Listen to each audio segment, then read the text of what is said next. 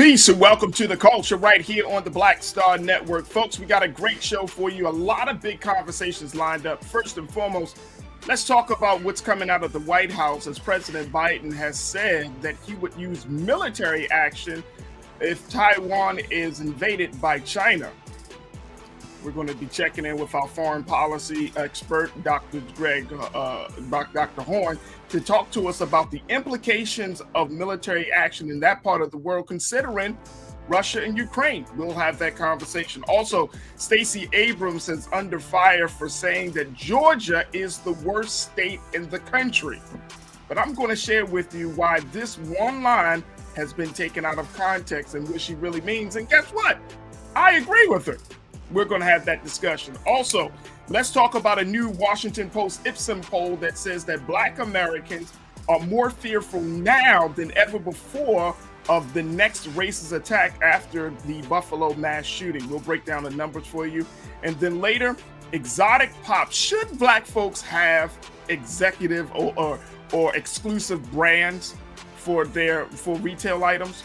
I'm going to share with you the story of Exotic Pop, the Black-owned beverage company, what they're doing to change the game, but how they are taking exclusivity to the next level. We'll have that conversation. Of course, we got Trends Post is doing the most, so stay with us. We got a lot to get to on today's edition of The Culture right here on the Black Star Network. Let's go.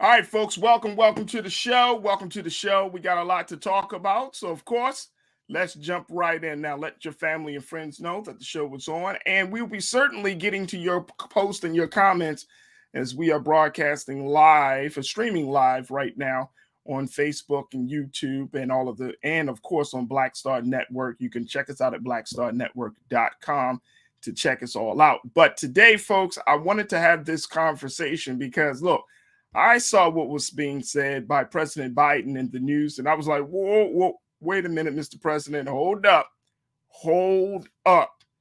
The president has gone forward to mention that any type of invasion of Taiwan by China will be met with military action from the United States of America. Folks, let me just bring you up to speed, and certainly we'll bring in our foreign policy expert, Dr. Greg Horn, to talk to us a little bit about this.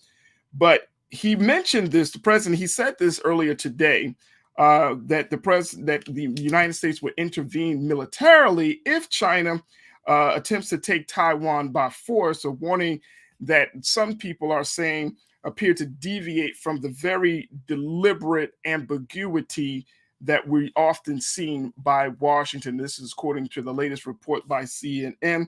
Of course, the White House and President Biden and his team is trying to downplay this. So I don't know if they are seeing this as another gaffe or not by the president, but the fact remains, this is a very, very serious statement to make in light of what's happening with Ukraine and Russia, and in light of the relationships that China has with Russia and that China and Taiwan has with America economically.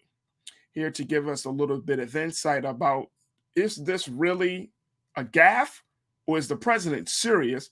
Here is Dr. Horn from the University of Houston, who is a professor of race and history. And we are always happy to have our dear brother on to the show. Dr. Horn, thank you so much for joining us. Thank you for inviting me. Absolutely. In a few moments, we'll be bringing in our culture crew member, Jules P., hip hop artist and activist. All right, Doc. Wow. So you've been. Let me start the conversation here, Doc, because I'm trying to figure out where did we go left with this whole situation. You have been saying since this whole Russia-Ukraine conflict has started that we need to keep our eyes on China. We need to make sure that we understand the implication because of China's interest in America, China's relationship, the friendly relationship China has with Russia, and of course, China's capability, not just militarily, but just economically, and their involvement in so much of in so much, foreign policy issues that we need to keep our eyes on China, right? But then the president says these words, and I want to play the clip that we have from the president himself. Keenan, let's run that clip. Are you willing to get involved militarily to defend Taiwan if it comes to that? Yes. You are. That's the commitment we made. That's the commitment we made. We are not, look, here's the situation. We agree with a one China policy. We signed on to it, and all the attendant agreements made from there. But the idea that it can be taken by force, just taken by force, is just not appropriate. It will dislocate the entire region and be another action similar to what happened in Ukraine. And so it's a burden that is even stronger. That was President Biden today. Now, he said those remarks during a joint press conference with Japanese Prime Minister Fumio Kishida in Tokyo. And when he was asked if the U.S. would be willing to go further to help Taiwan in the event of an invasion like Ukraine, that was his response. Dr. Horn, he's willing to go hard in the paint on China, expressing military action with it wasn't like he would say, well, let me check this out. Even though his team is saying, no, we're going to walk back these statements. But that wasn't the response that we got when we talked about Russia invading Ukraine. What's the difference here? Why is this a gaffe, or is he serious about this? Well, I'm afraid to say that I can make a gaffe with regard to articulating U.S. foreign policy. You can make a gaffe with regard to articulating U.S. foreign policy. The president does not make a gaffe. He sets policy. And he clearly deviated from the policy of strategic ambiguity, as it is called artfully. But if you look at that clip, Mr. Biden was not unsure. He did not stumble. Even after the journalists expressed a bit of bafflement at his response, apparently recognizing the change that was being made, he elaborated upon it. And I think that we're entering very dangerous and difficult waters. Foreign policy experts, including the still alive 99-year-old Henry Kissinger, former U.S. Secretary of State 50 years ago when the overtures to China were made, have oftentimes suggested that the lodestar of U.S. foreign policy should be to drive a wedge between Moscow and Beijing, but Mr. Biden seems to be driving them together. Recall that the other gaffe that he made some weeks ago when he suggested that Moscow was ripe for regime change. Now, this is an overestimation, it seems to me, of the military capability of the United States of America. I dare say that the Chinese missiles, which they have accumulated in large numbers, could turn these U.S. aircraft carriers in the South China Sea into rubble quite quickly. Not only that, I don't think that Mr. Biden's allies, U.S. allies, will necessarily be on board. The Germans and the French are busily making fortunes trading with China, and they have had virtual summits with President Xi Jinping in the past few weeks where they have reaffirmed their close relationship to the People's Republic of China. Mr. Biden apparently expects South Korea and Japan to be on side, but he may be underestimating the strength of the peace movement and the anti-militarism movement, particularly in Japan, the only nation that has been subjected to atomic weapons by the United States, you recall, in August 1945.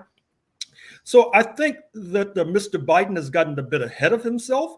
That's why the staff is busily trying to walk back his comments. But as I said at the top, the president does not make gaffes with regard to U.S. foreign policy. He asserts and articulates U.S. foreign policy. And now we're in a brave new world thanks to Mr. Biden. This is hard to accept considering the relationships that are already there. Talk to us. How do you think China will respond? And how do you think Russia will respond? Well, with regard to China, as you and your audience, I'm sure, recognize, China has trillions of dollars in debt from the United States of America. In other words, China lends money. All this money is accumulated by selling all of these manufactured goods in the United States. They recycle it by buying U.S. Treasury bills, which are used to do everything from support the Pentagon to aid to education in the United States of America. In light of the fact that of late, in terms of the sanctions that Washington has put on Moscow, where Washington's Treasury bills have basically been seized by the United States to the tune of hundreds of billions of dollars, there has been serious discussion in China of dialing back their accumulation of U.S. debt, perhaps cashing in that debt. If that takes place, then the U.S. government will have to look for new sources of revenue, which will probably mean tax hikes, which of course is viewed as the mark of the devil with regard to the ascending Republican Party, or there'll be a cut in programs, a cut in food stamps, cut in aid to higher education, cut in aid to the homelessness, etc. China will not be pleased, I assure you, by this offhand remark by Mr. Biden. And quite frankly, I'm not even sure if Taiwan will be pleased, because I think that they would prefer a bit of ambiguity because Taiwan only has a population of 23 million. China, about 100 miles away, has a population of 1.4 billion. It would be no contest if China sought to invade, which is, I guess, why Mr. Biden was seeking to reassure Taiwan. But instead of reassuring Taiwan, I think he threw gasoline on the flames. And that's my concern, Dr. Horn. The fact that he's a little bit, like you said, he's getting ahead of himself. He's throwing gasoline on the flame. The size of China versus Taiwan. And I like how you said that, the fact that a lot of these, like Japan and other nations in that part of the world, are part of this anti-militarization, campaign and thought process. I'm thinking, like, this is what is the president essentially trying to accomplish here? And it just seems out of left field that we're having that in a press conference, he's talking about taking military action against one of the major superpowers on that side of the planet. And yet there has been no case laid out to the American people about the threat that China serves, considering what you just mentioned, the fact that America owes so much debt to China. I don't know if a lot of people really understand the significance and gravity of that. That as much as we like to talk about China or try to use propaganda against China, we owe China in this country. And so I'm just trying to think this through critically and without all of the policy, the political rhetoric, and just say, Mr. President, what are you thinking, sir? Considering all of this stuff that's happening, like, you really are talking about military action against China, and then you just did sanctions with Russia.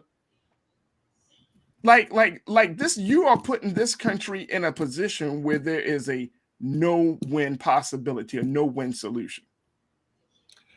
Well, I think that the stakes are high.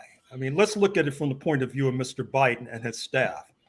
Taiwan, even though it has a population, as noted, of 23 million, also contains one of the most important corporations on planet Earth. Speaking of Taiwan Semiconductor, which supplies the chips for your smartphones, increasingly for planes, automobiles, etc. Taiwan Semiconductor is about to build a plant in the United States, but is yet to be completed. If China was able to invade successfully Taiwan, meaning it would control Taiwan semiconductor, that in itself would be the game changer of all game changers. Yeah. And so I think that the pressure that Washington has placed itself under by, first of all, pouring billions into Ukraine at the same time that homelessness continues to stalk the land.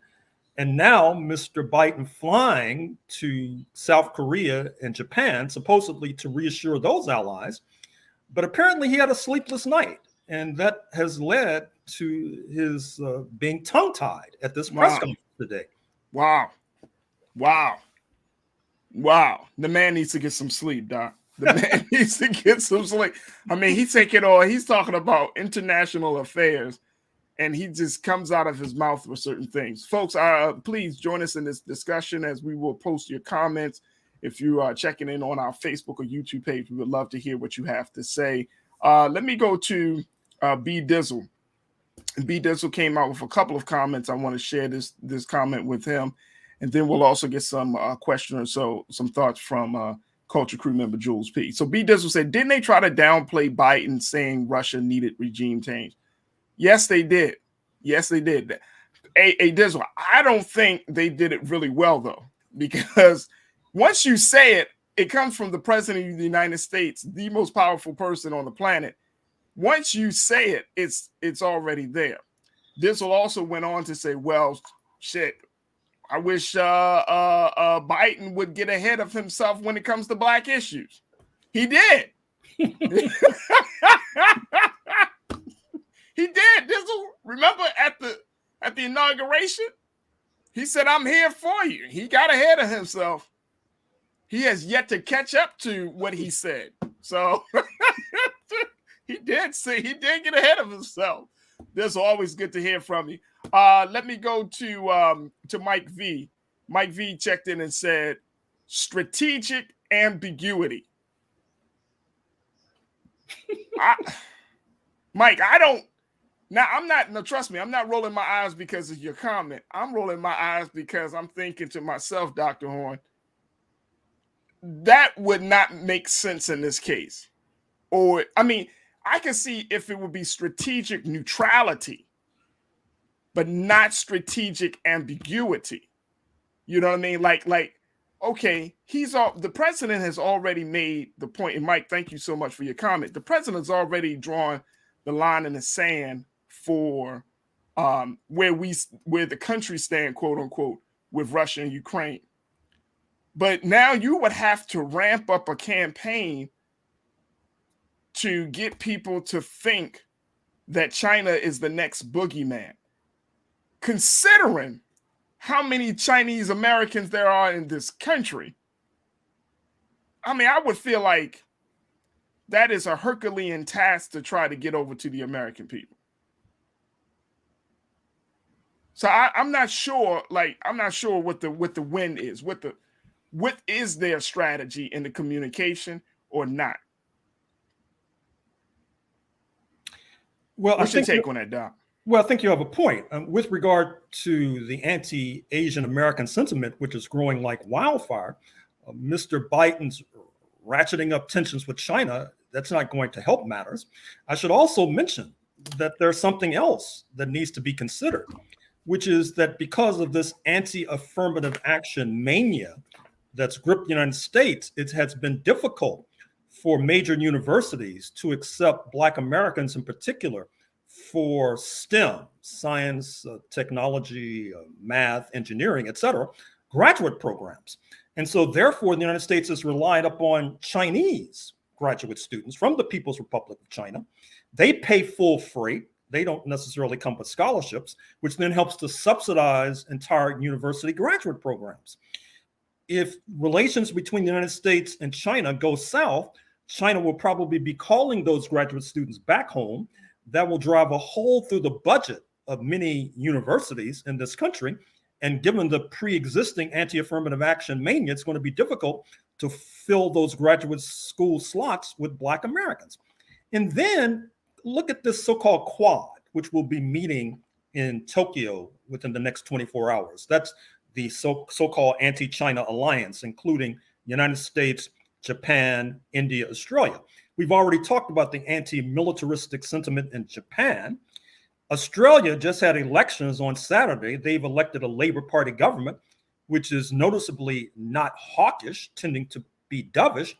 And India, as we all know, has positive relations with Russia. It has a bone to pick with China, but I don't think that India wants to be a battering ram against China for the interests of Washington.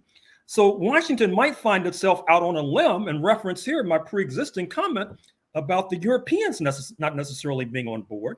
The neighbors of China, speaking of the Association of Southeast Asian Nations, are not necessarily on board. Look at Indonesia, which has the largest majority Muslim population on planet Earth. It has major investment from the People's Republic of China.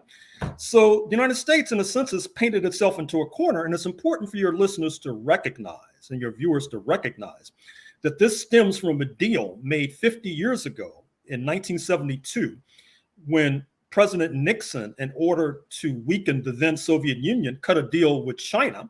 And in return, China received massive foreign direct investment from the United States of America. That's where a lot of the jobs have gone in terms of steel plants, auto plants, et cetera. They've gone across the Pacific. And now it's created this juggernaut. But now it seems that Mr. Biden and those he represents wants to undo the impact of that deal made 50 years ago. But it's going to be like trying to unscramble an egg. It's not going to happen with ease.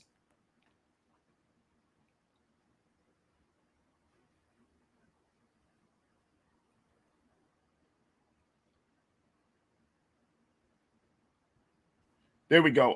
Thank you. I want to bring in these other comments and from Janine and Davey. And then while we're doing that, let's bring in Culture crew member Jules P. really quickly to get his thoughts or his questions. And Jules, what's your question? What are your thoughts around this issue, man?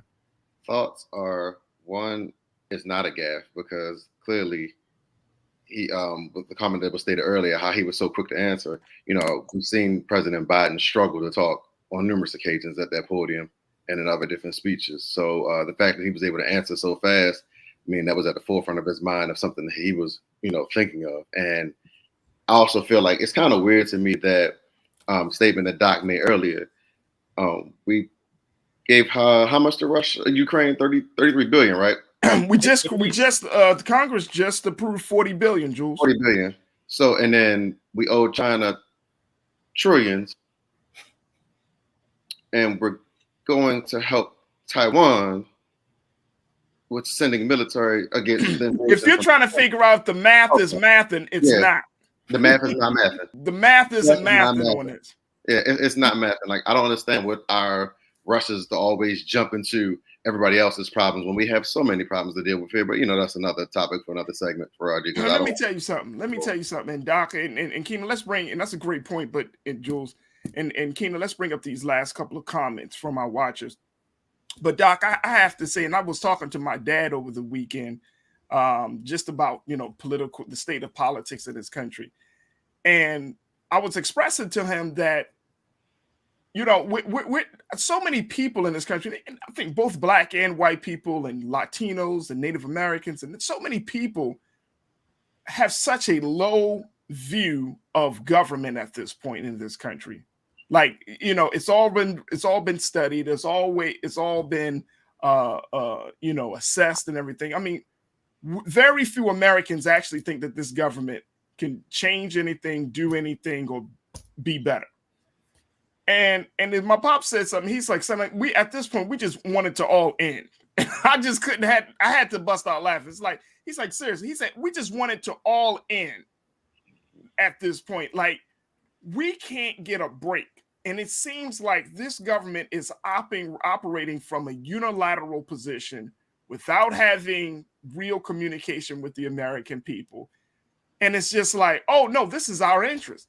And we're supposed to catch up to the government instead of the government catching up to the interest of the people.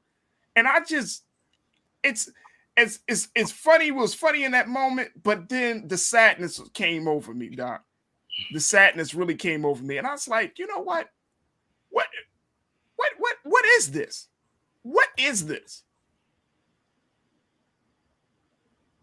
Go ahead, Doc. What's your take on that, sir?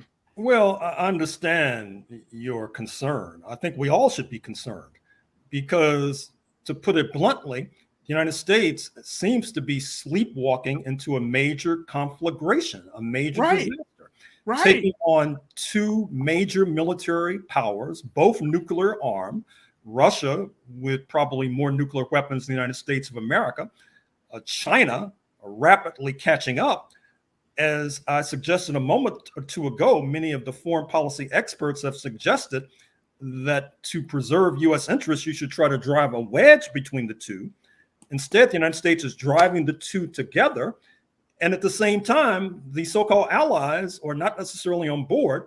They're telling Mr. Biden, yeah, we'll hold your coat as you go into this boxing match in Moscow and Beijing. And we wish you good luck. And don't be surprised, however, if we're betting against you. Let's go to these comments very quickly before we move on to this next conversation. Janine, I think I'm in agreement with you on this one, Janine. She said, I'm convinced the president has dementia, and 60% of the time he is living in 1996. Hey, y'all. RC checking in. RC, thank you, Janine. RC said, but y'all smile and say vote for them, lesser of two evils. We are done in this country. That was RC's. The lesser of two evils. I'm telling you, it's going to be like hell. Check this out. It's going to, and RC, let me tell you, it's going to be like hell to get people to come out and vote, whether it's the summer, the fall, and especially in November. It's going to take it's going to take a lot. It's going to take a lot. It's going to take a lot. If you are a voter registration person, you got some work to do. I'm telling you, you got some work to do. And it ain't on the people. It's not on, and please don't come to black people and say, oh man, y'all not voting. No, black people, we vote. We love to vote. It's ingrained in us. We heard this conversation, but this ain't about black people not voting or voting. This is about something very deeper. Dirty Red 76 said, old angry white men who play life and death games using old strategies, and we the people are the pawns. Remember, this is the man who had the mind state to author the crime bill.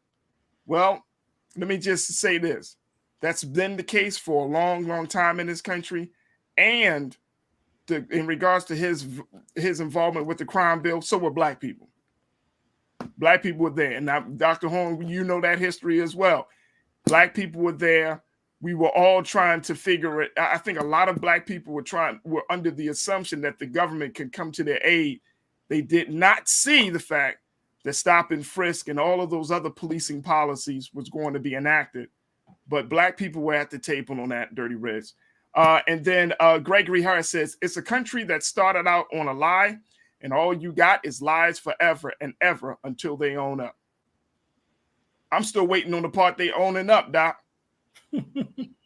Jules, I'm still waiting on that. And then Metric, 1974. Metric, let's get to Metric very quickly, and then we'll wrap up this conversation. Metric said, the faster we stop being delusional about these folks, the better off we'll be. Wow. Very, very sad. Dr. Gerald Horn, I apologize. I said Dr. Greg Horn, but I was getting you and Dr. Carr all mixed up here. But Dr. Gerald Horn, thank you so much, Professor of History and African American Studies at the University of Houston. Thank you, dear brother. I know that we're probably going to have to lock you in on Mondays live. Just to lock you in on Mondays. All right. So we'll have that conversation. Thank you so much. Folks, we got to take a quick pause. When we come back, let's talk about Stacey Abrams and how one comment gotten her in hot water. But just like social media, you take that one comment out of context, and then guess what? You're trending. I'm going to share with you what Stacey Abrams, the gubernatorial candidate for the state of Georgia, has to say, and share with you what she did say, and we'll break it down. Also, later on, let's talk about this new poll coming out from the Washington Post, Ipsen poll, stating that more Black Americans are more fearful of racist attacks after the Buffalo mass shooting more than any other time in history. We'll have that conversation. So we still got a lot to get to. Stay with us. It's The Culture here on the Black Star Network.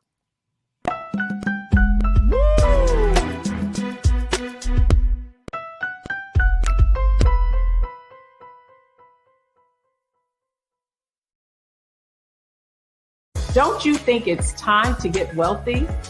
I'm Deborah Owens, America's Wealth Coach, and my new show on the Black Star Network focuses on the things your financial advisor or bank isn't telling you.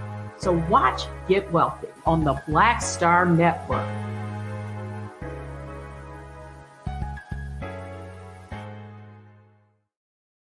Pull up a chair, take your seat. The Black Tape with me, Dr. Greg Carr, here on the Black Star Network. Every week, we'll take a deeper dive into the world we're living in.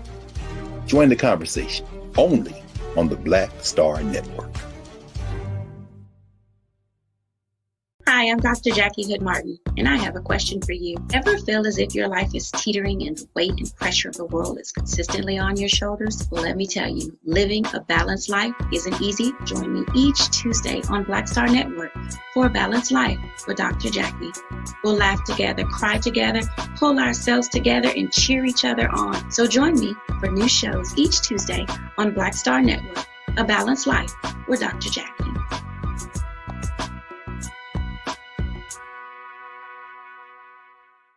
It's time to be smart.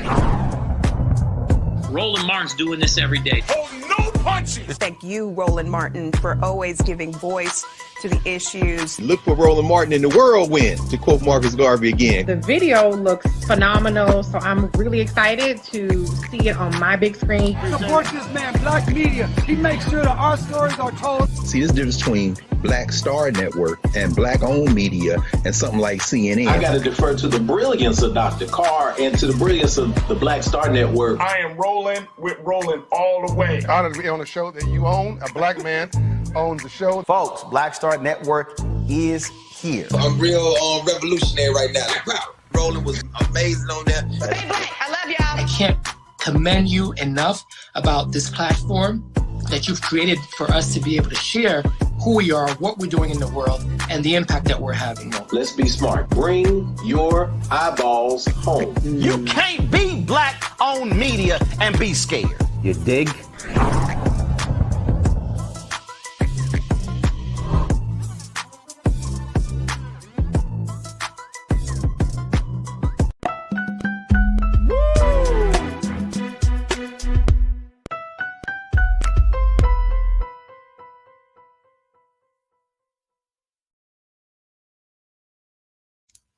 Folks, looks like Georgia gubernatorial Democratic candidate Stacey Abrams is in hot water after she recently made a comment about the state of Georgia, the state that she's running for governor in.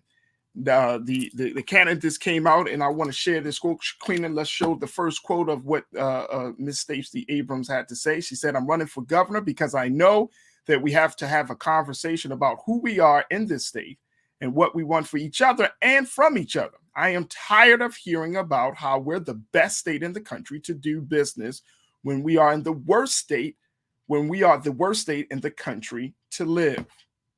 Now, everybody listen to what she said, folks. Take a look. She's saying that Georgia is the worst state to live in. Everybody took that and ran with it. Governor Brian Kemp, who's running for a second term, he was quick to respond. He made the statement just a few moments ago. He tweeted this on Saturday. He said, "Stacey Abrams may think differently, but I believe Georgia is the best state to live, work, and raise a family. And Marty, the girls and I will work hard every day from now until November to keep it that way for 4 more years." Now, I want to bring in culture crew member, hip hop artist and activist Jules P on this. Now, let me just share this with you too, Jules. That as we talked about, as she said that, this is why this is important, Jules, for folks to read and to listen and stop using people's word as clickbait.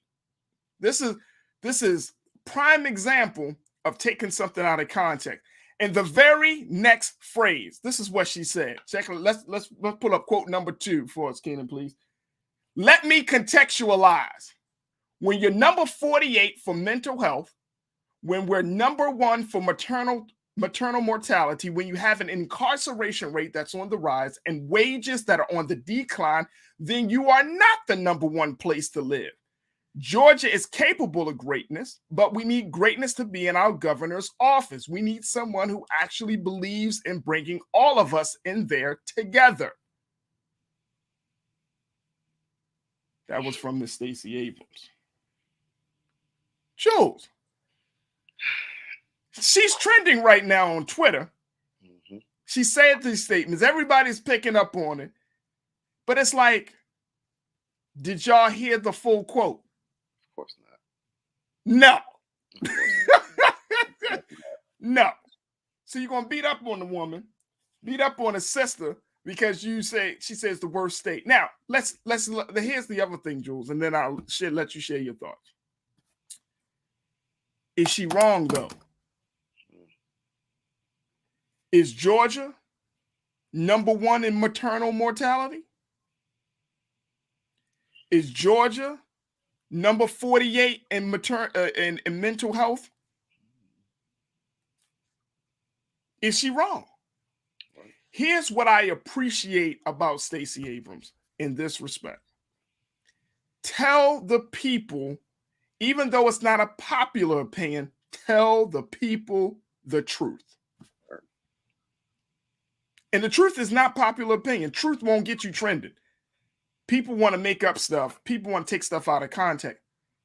If you're running for office, don't hype up the place you're running for office as if it's so great, because one, that is antithetical to what you are running for office for. If you are running for office for a great place, what's the point of you running for office? There you go.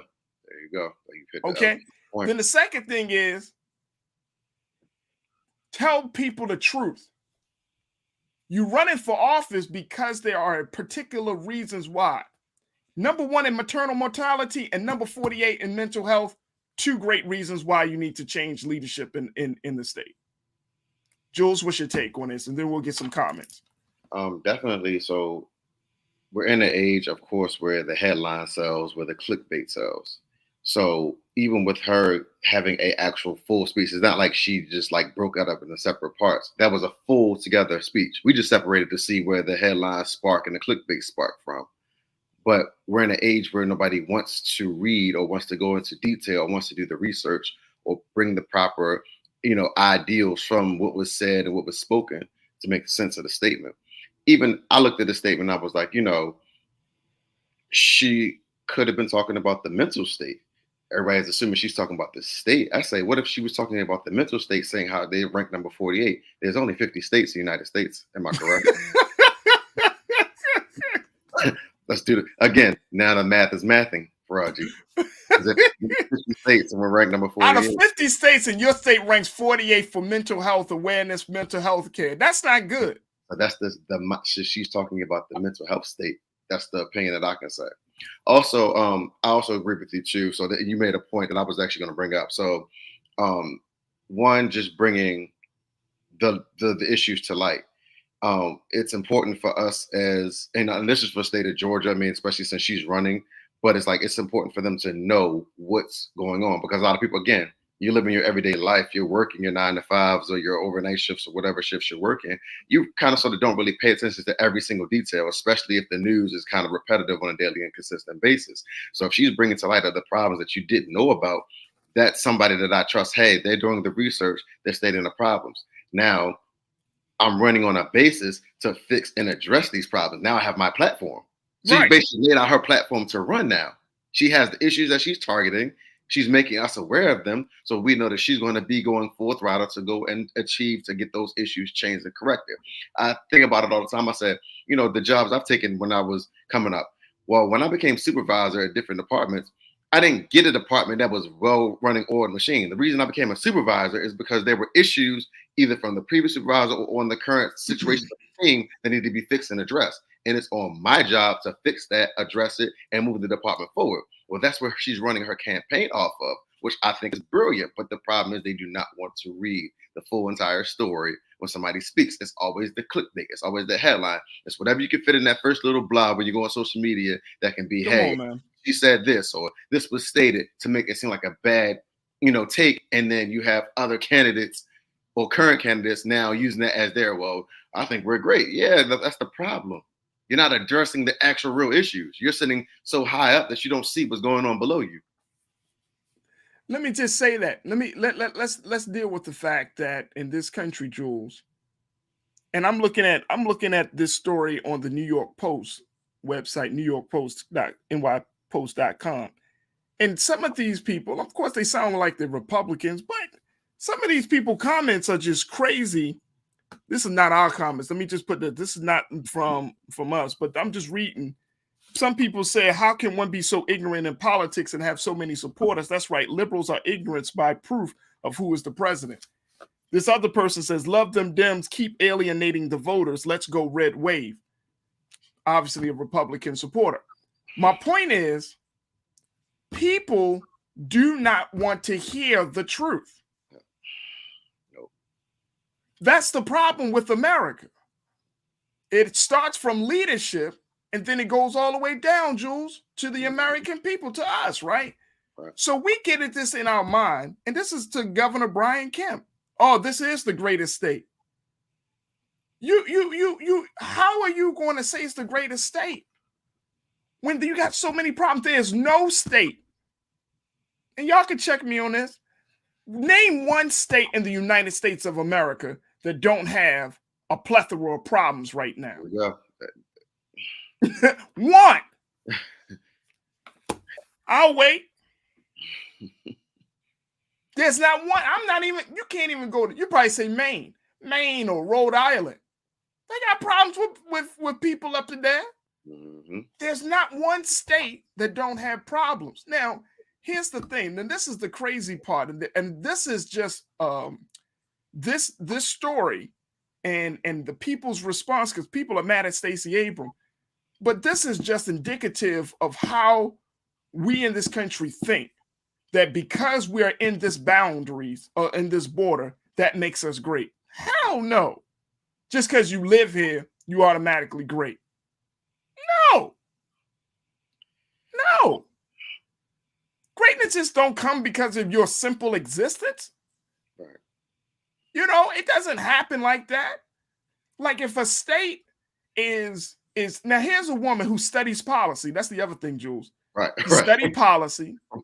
She understands where the state is. And one of our watchers, they said she came with receipts. She not going to just put some bobo data out there, right?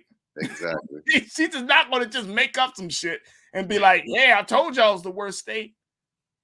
Like, ask the mothers who are suffering in Georgia if it's the best state in the country.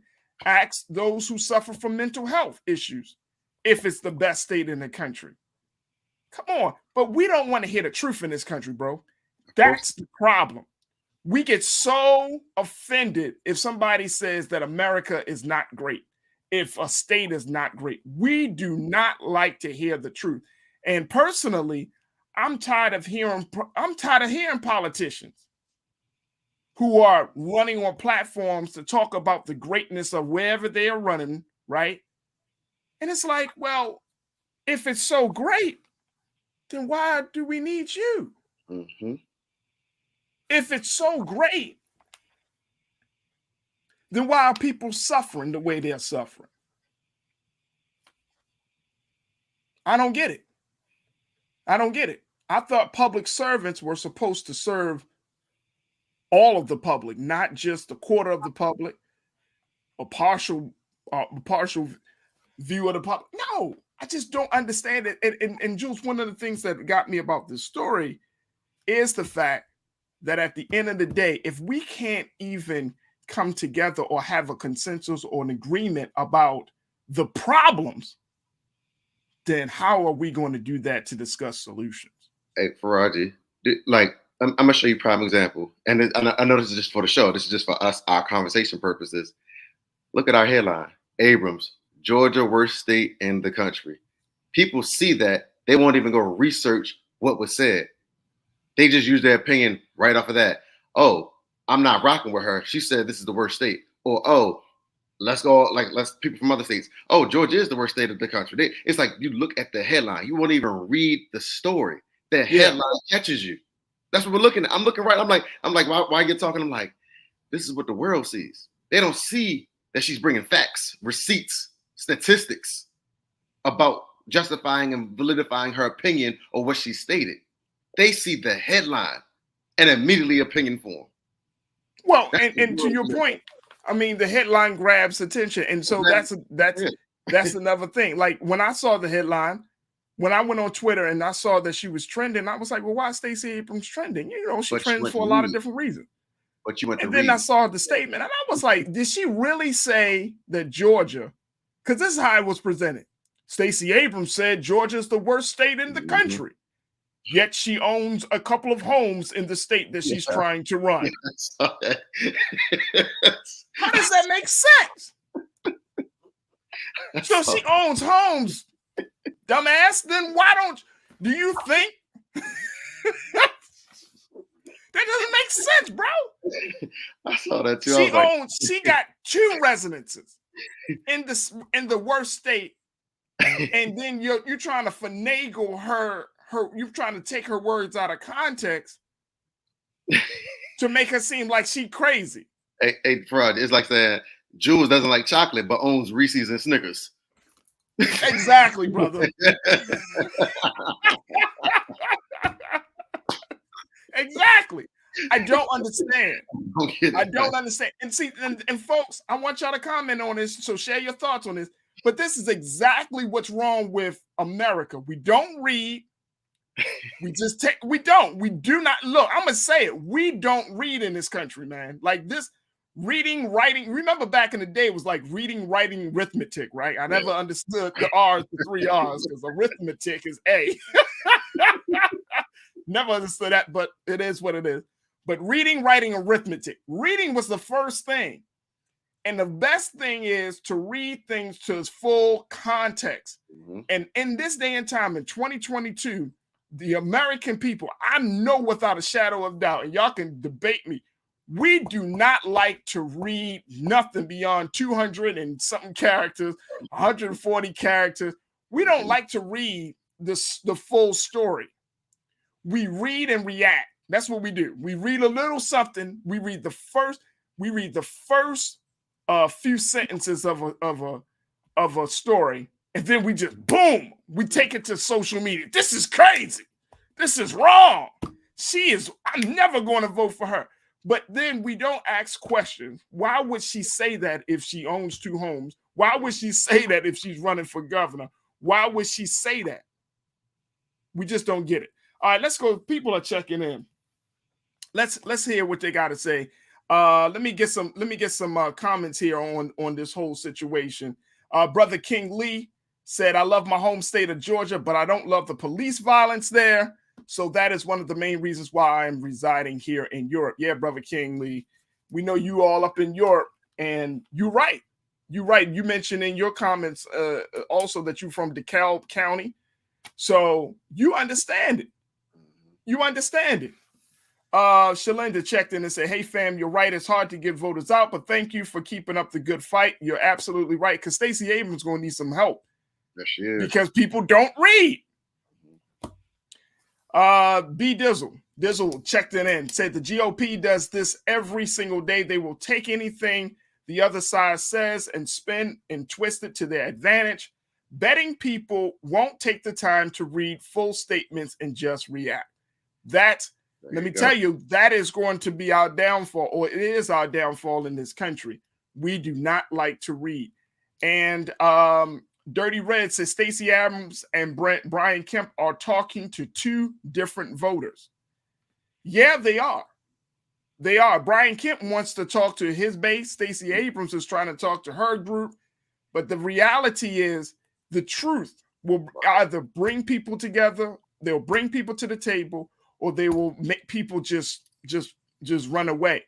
And let me say this, folks. We should be encouraging anyone that's running for office to tell us the truth. I'm so sick and tired of somebody trying to shape tell me a narrative or a story about a reality that I see with my own eyes. There you go. But they're trying to tell me the sky ain't blue. No, man, we don't have crime in the city. We have people that need mental health help. Okay, that may be true, but they still robbing, shooting, and busting cats in the head. Right. So that's a crime, right? That's a problem. You know what I mean? That's insulting the intelligence of any kind of voter. And we have to get out of the culture, Jules. And you can, I would love to get your thoughts on this. We got to get out of the culture of loving to be lied to. That is one of the biggest issues I see within our culture. We may not say it outright, but our actions speak more volumes than words. We love to be lied to, especially when it comes to where we're from in this country. Exactly. And it's like the part that even more focuses on that, even with headlines, is like how we're talking about, even with social media, like what you're not reading, you're just going to go based off of what that first tagline says. Or like you said, if we actually do open an article, we're only reading the first 2 sentences because our mind can't process past 150 characters via Twitter. So it's just like we don't get the full story until we actually read and do in-depth research. And that takes away a lot of times from points being made. I mean, you have journalists all the time that write articles. Articles aren't 150 characters.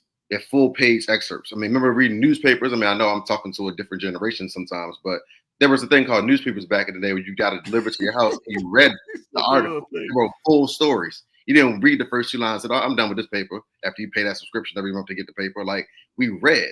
I remember my father getting the newspaper and I would go through there. You know, as a kid, you would go through the funny section first. I would go through the comics, but as I got older and older, I started reading the stories in the front. Then I would say, well, let's jump into this different section to read on what's going on in different parts of the world and what's going on in the country. Like, you have to read. Like, I don't understand. Well, I do understand. Again, we live in this facade, like you said, we like to be lied to. I mean, that's social media in general. People all the time stunning, you know, showing their lifestyle, everything good, but nobody ever posts the real. It's always accomplishments. It's never the journey or the struggle or the setback or the real life reality of what they're actually dealing with. I could be millions of dollars in debt, but I'm a stun on this yacht in Miami to show people I'm still living and getting it. Right. And here's the thing, and this is the thing. Let me get, and I'm gonna get to DeAndre comment. The thing is, if we can't be honest about where we are in this country, how do we expect to make progress? Right. It's like the old, you know, situation.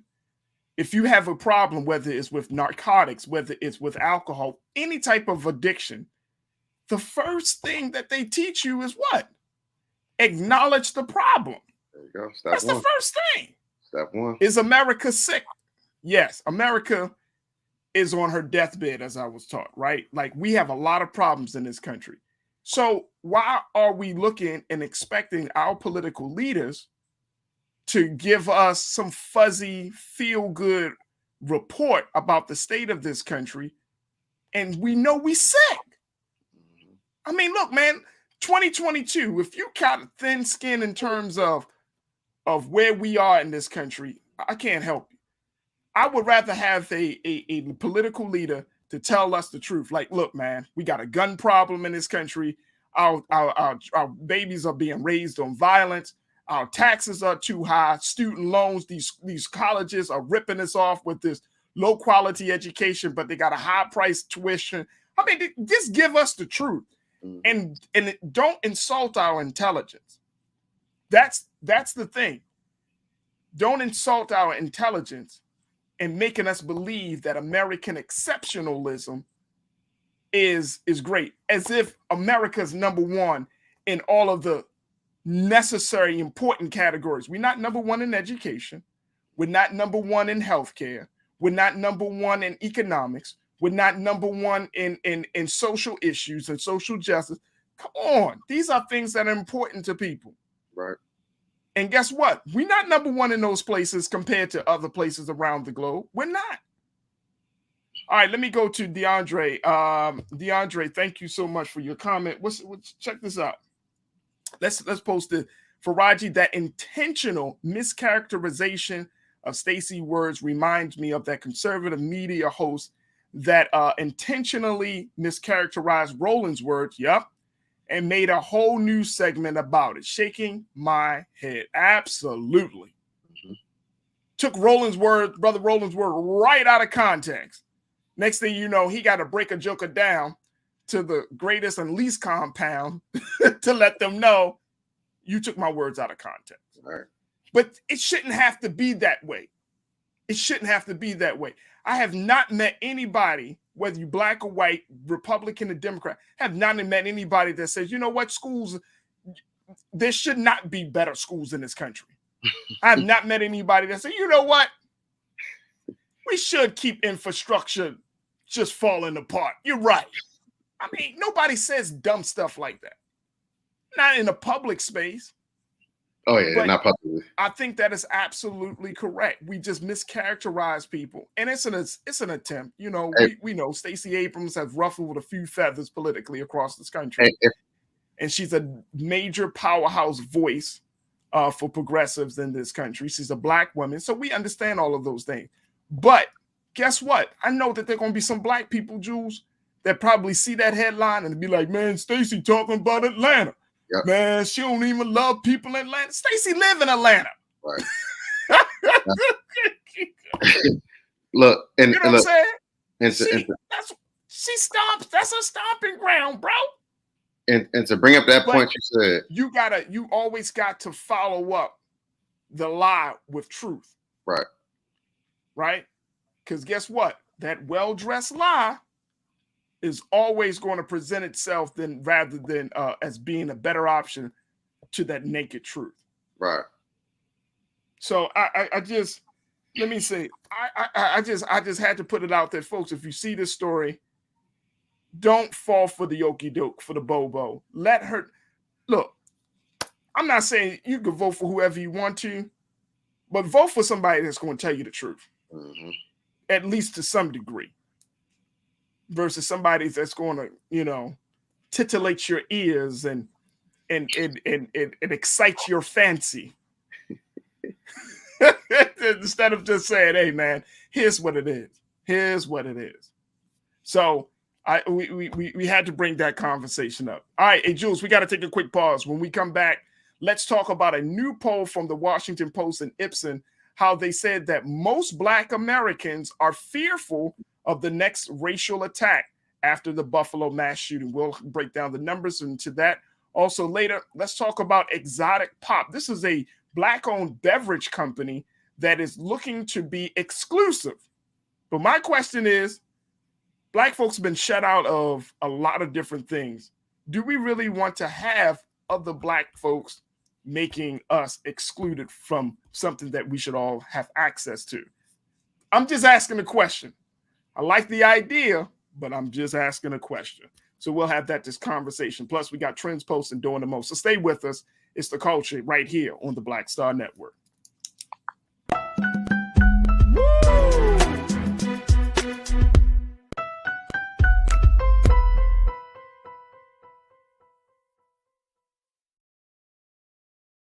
Don't you think it's time to get wealthy?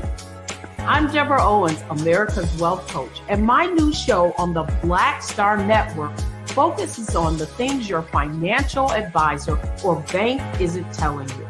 So watch Get Wealthy on the Black Star Network.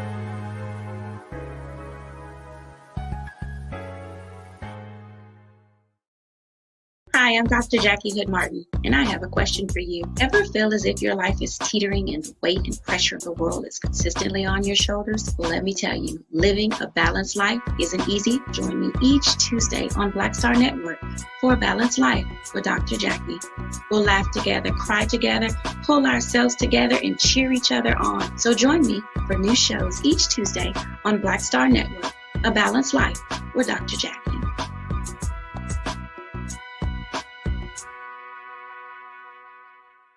Pull up a chair, take your seat. The Black Tape with me, Dr. Greg Carr, here on the Black Star Network. Every week, we'll take a deeper dive into the world we're living in. Join the conversation only on the Black Star Network.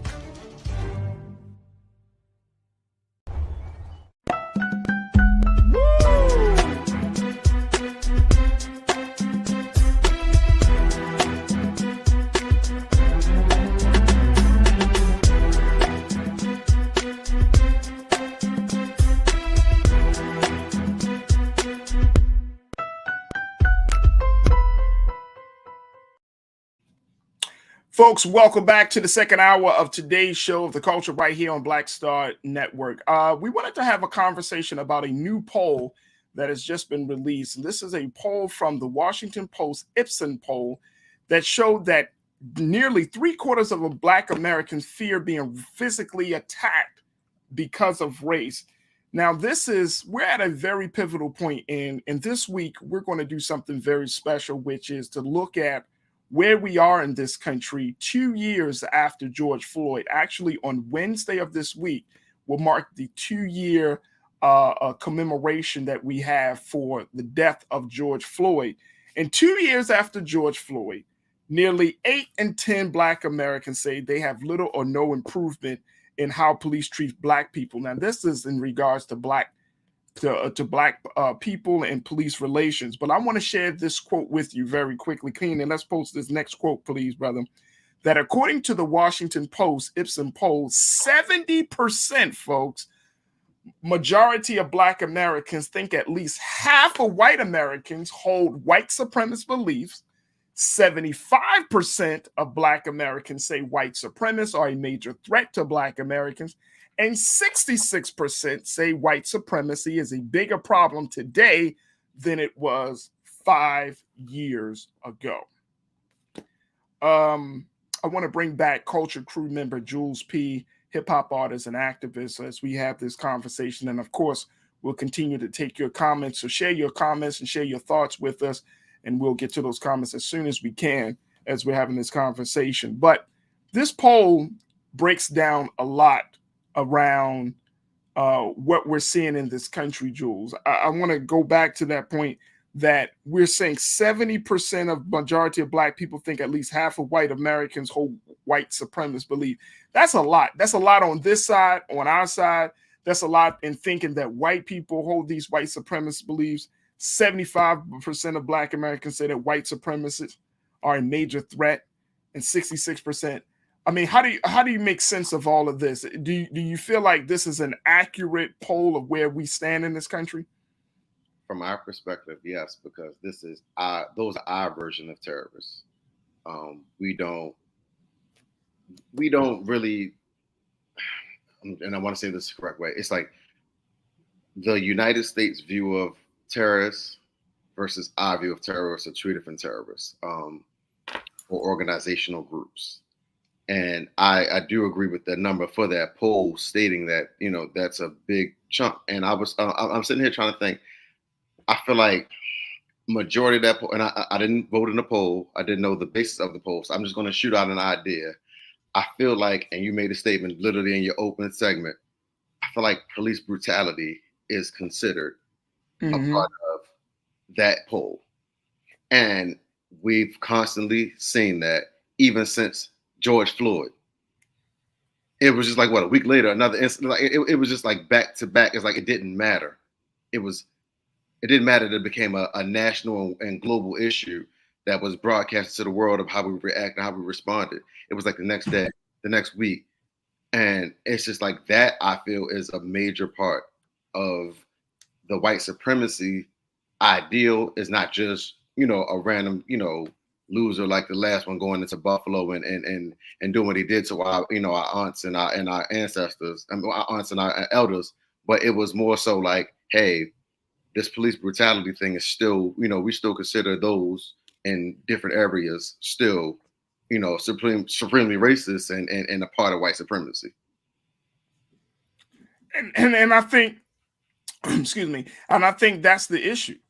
That's the issue. The fact is, when we look at these numbers, and I want to break down some of these numbers here very quickly, folks, because I don't think this poll is off by any means. I think a lot of Black people in this country are, feeling somewhat on edge. This is what Lana, one of our faithful watchers, she said it. She said, "I can't lie, I'm more on edge now." And I think a lot of us are on edge. And it is crazy that in 2022, we're talking about 2 years from the death of George Floyd, 2 years after, quote unquote, some would say, as a racial reckoning has took place, 2 years from protest in the streets, 2 years of having all of this these other conversations on a corporate level to a community level about white supremacy and, you know, structural racism in 2 years, just 2 years, that's a very short period of time, folks. More Black people are afraid of the next racist attack. Just 2 years. So we can, if that is the case, then we can say with some certainty that nothing has changed.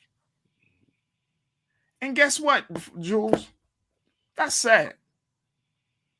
That's really sad, brother, because if nothing has changed, right? It wasn't as if we don't want change, but America is not willing to change. And that's the part that I think a lot of us, we have to we're still grappling with. We believe that race relations and racism in America is just going to naturally get better, disappear, or we either believe that this is this will forever be here. I've had conversations with a number of people that say, well, racism was always going to exist. And I try not to believe that to be the truth, but it's hard not to believe that's going to be the truth, because guess what? As much as this country says racism is bad, this country has also said it's bad, but we're not going to do anything about it. Right. What's your take, bro? And I also think about it when you're saying 2 years ago, which is mind-boggling, because what else happened 2 years ago? The election. And what was the basis of the debates? Race relations towards African Americans. What has changed? Nothing. They had 2 years. I mean, I just, that's why we don't have faith in our government. That's why we don't have faith in our current, local government as well. It's just, nothing has changed. Nothing has been identified. There hasn't been any plans solidified. I'm not going to say that things haven't been worked on from our aspect and trying to gain into government to, fix problems and create bills and laws and things. But it's just like there has been no solid plan, like we discussed last week, or progress made where we're able to say, hey, we feel safe in this country that we live in, that we're able to go to a grocery store to go shopping, or we're able to go to the store without being abused by police. It's just, we don't feel that sense of comfort yet. We're still living in a sense of fear that anytime we walk outside, anything happens. I mean, I remember, just talking to, young Black women, young Black men, we get that speech that white kids don't get about what to do when you get pulled over. We get that speech. Not white kids don't get that speech. Nope. And it's that's a major. We're going to constantly live in fear because it's taught to us at a young age. We pass it down to our, it was passed down to me. I passed it down to youth coming up under me. Like it's just, how to react, how to respond, what to do, where to keep your hands, what to say. Like, that's just the world we're living in, and there's no progress clearly because we're still passing on the conversation instead of passing on the conversation of what was changed, what was done, what was implemented to make us feel safer in this society. Yeah, absolutely. Folks, we would love to hear your take on this. Share your comments as we have this discussion about a new Washington Post Ipsen poll that says that more Black Americans are fearful of the next racist attack more so than in any other period, and a high number of Black folks feel like the relationship between the Black community and the police has not improved, especially 2 years after George Floyd was killed just 2 years ago. Let me also share this part about this as we get in our comments in. It says that the post-Ipsen poll of Black Americans finds most are saddened and angered by the attacks, but just 8% say they are surprised. Even before the shooting and earlier poll questioning, Black people saw racism as one of their greatest threats. After the attack, only 10% think the problem of racism will improve in their lifetimes, while a 53% majority think it will get worse. I mean, we are constantly living in fear in this country, Jules. Yep. That's why I go so hard, and that's why we've gone so hard, especially last week when we've been talking about this attack in Buffalo. It's like thoughts and prayers aren't enough. Right. Thoughts and prayers aren't enough. Like, you imagine if your community has to live, your people got to live in fear every single day. Like, we wake up in fear, we go to sleep in fear, whether it's fear of ourselves, whether it's fear from the police, whether it's fear from some deranged white supremacist, whether it's fear of some structural policy that keeps us at bay and making the type of gains and progress that we deserve to get. I mean, we're constantly living in a state of fear in this country. Constantly. And it's a real problem. And there have been a number of studies, Jules, to show that as much pressure and burden that we live in this country, and the fact that of course accounts for the sickness that we have been experiencing, the physical health, we are still striving. We are still making some strides in various industries. Black women are doing some great things, but we're in a state where it just seems like it's never going to end. And the worst part about it, brother, and you can share your thoughts about this. The worst part about this environment that we live in is that it diminishes people's hope to believe that a new day is coming for Black people in this country. We lost hope, bro. What's your take? I think that also starts locally, because I can't look towards, the president as our savior. I can't look for, the White House, Congress. I can't look forward to even sometimes your local government. I mean, it just starts with community. I feel like, once we fully regain taking back our communities, and I know a lot of cities do this properly, it starts in our community. And, I remember, I was having conversations when Freddie Gray was killed in police custody. And, it was the whole conversation of, remember when it was officer friendly? Remember when that officer used to pull up? And I see a lot on social media now, which, I mean, it does bring some light, where you see the kids playing basketball and the police officer pull up in full uniform while they're playing and go drop 10 quick points on them, like just showing them, I'm more than just a police officer. It's like, it's good to see positive images, and I feel like that needs to be placed out there. But the problem is, we see that in other states and other cities, and it's not effective in the cities and states that we live in. So that's why we feel the fear of the police brutality or the fear of the white supremacy, because we don't see that in our cities and our states.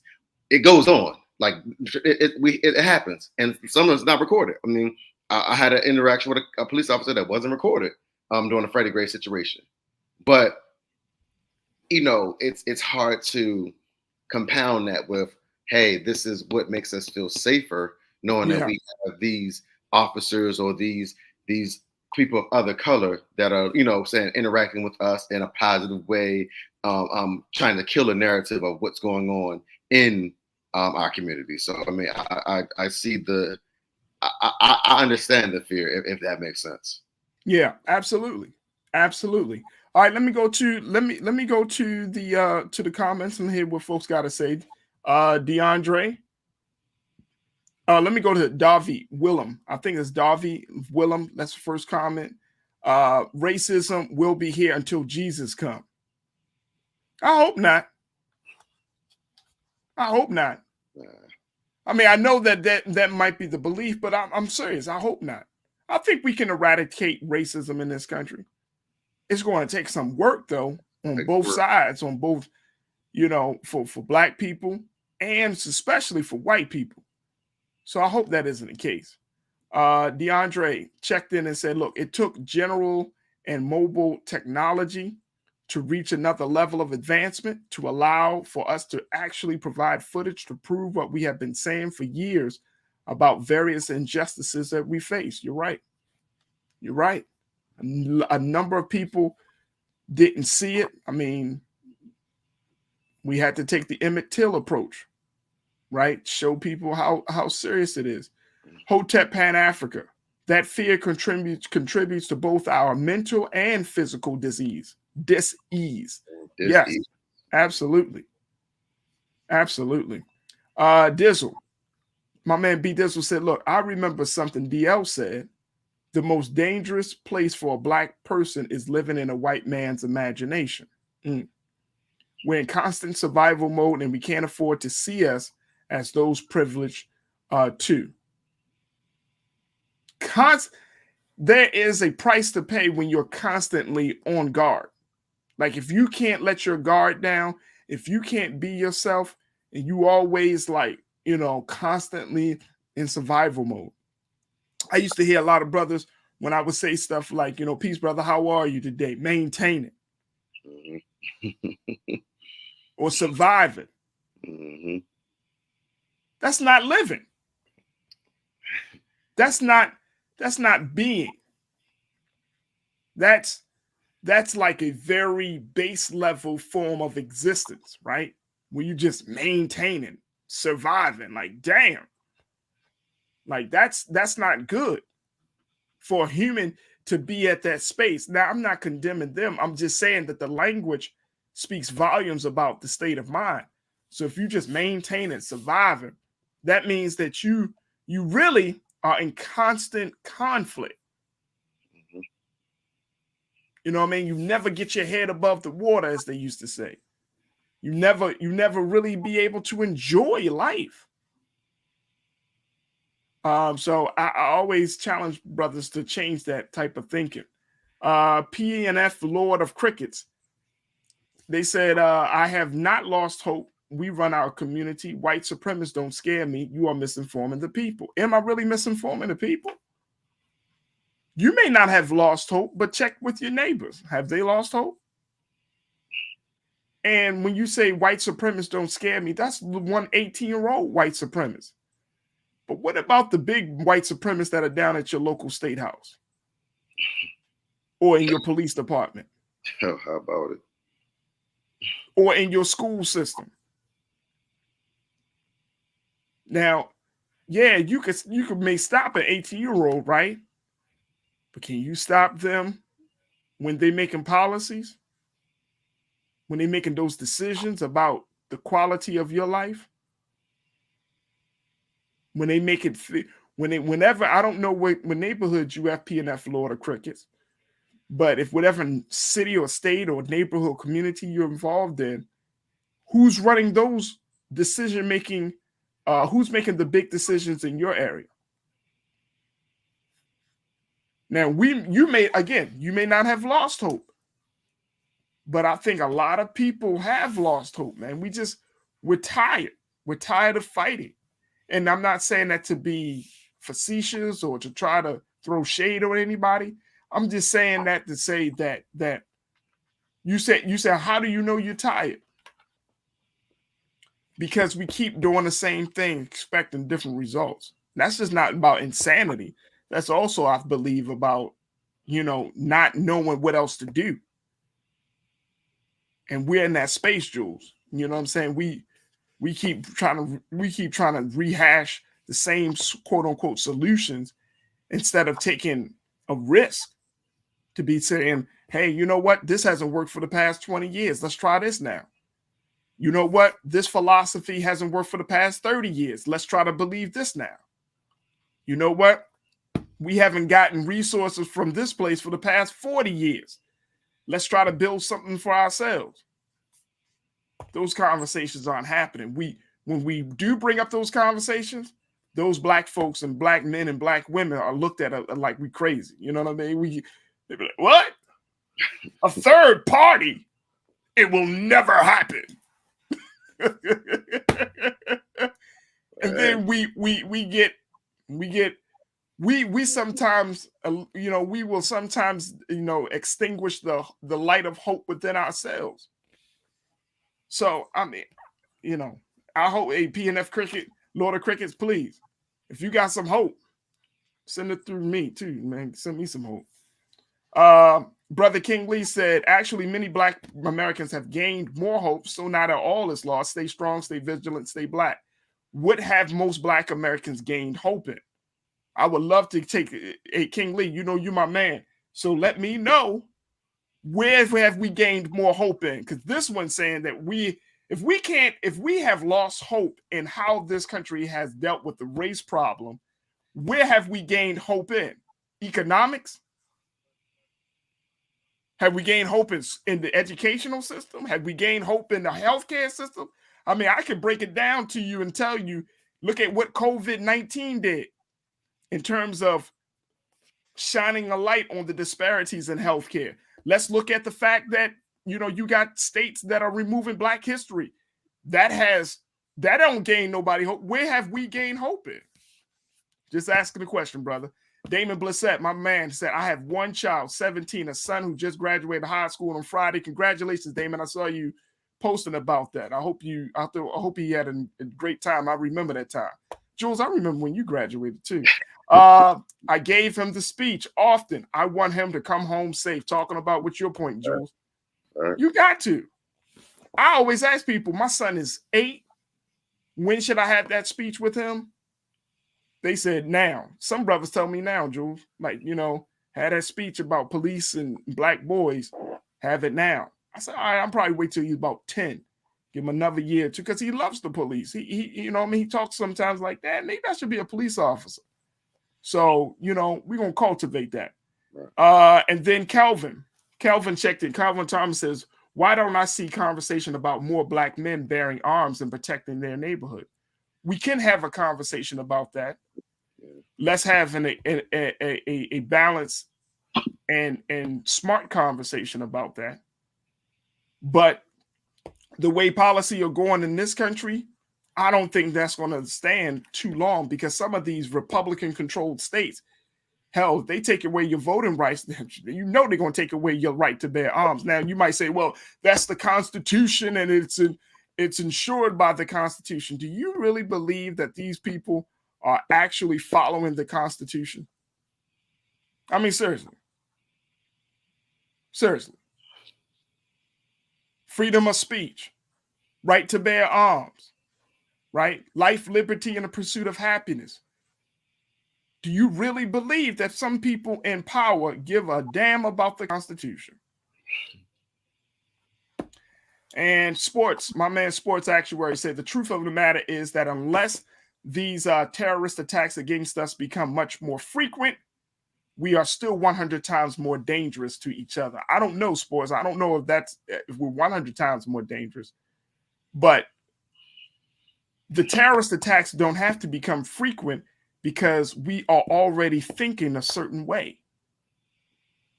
So you don't need a gendrin to run up in your neighborhood. I saw somebody say this, Jules, and you know, I wanted to bring it to your point. I saw somebody say that we should watch the video of gendrin to see how serious and how bad, how hate is, right? We need to see how serious the hate is. We don't need to see the serious we don't need to see a video for that. Just open a book. Right. There's a great book called Beyond Sanctuary. And it's a book about lynchings in America. It's a picture book. And it has pictures of Black people being lynched in this country. I don't need to see gendrin shooting and killing our people. Just read a book. In 2022, if you don't know that Black people are hated, I don't know what to help with. I don't know what to say to you. Read a book. I don't need to see that. You know what I'm saying? And I'm just using that as a point, bro, but I don't need to see that. Like, that's not going to encourage people. I remember back in the day, they used to show us Eyes on the Prize. Remember that, bro? Mm-hmm. Mm-hmm. And I remember sitting in class as a little boy, and they would be every Black History Month, they would say, oh, here's Eyes on the Prize. They play it. And they would be like, and I mean, it's actually a great documentary. But they kept showing the parts that we were being hosed down and beaten over the head. And they showed John Lewis and all of those folks, right? And they kept playing it and playing it. And I would think to myself, like, damn, man, like, when do we have images of us standing up to the dogs and to the police? I mean, you got to think about what the imagery does to your mindset as a black boy, as a black girl. And you know, you take that out of context. That's not the history of black people. Didn't just start with slavery and civil rights and Jim Crow, but that was the image that was constantly put in. And I was like, damn, man, what happened to us standing up? So we looking at our grandparents getting beaten down and women thrown on the ground. Like, how was that empowering? We should see it, but we needed to see it in its proper context. Mm-hmm. And that's what the problem is.